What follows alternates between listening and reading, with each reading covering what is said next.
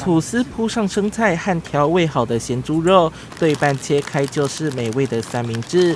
还有把臭豆腐放进汉堡，再淋上泰式酱料，另类的太极臭堡独具一番风味。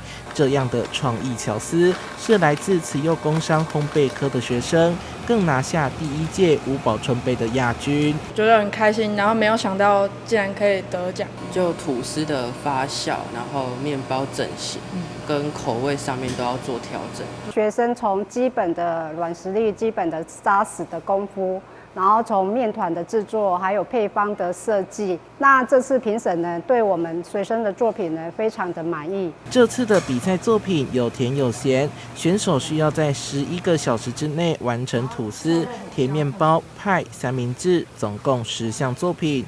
学生呼应主题创新与异国风，其中一款吐司就尝试加入预警的芒果、关庙的凤梨干，还有用西港黑芝麻和地瓜所做的内馅。看到这些的作品，真的是看到我们的学生真的是非常非常的棒。他们不只是技术好，甚至连整个设计、连整个摆盘都非常的棒。为了这场比赛，学生花了2个月的时间，不断反复练习。最后从全国50队当中脱颖而出，相当不简单。校长频频给予肯定，还称赞说有上市的潜力。记者周怀谈的报道。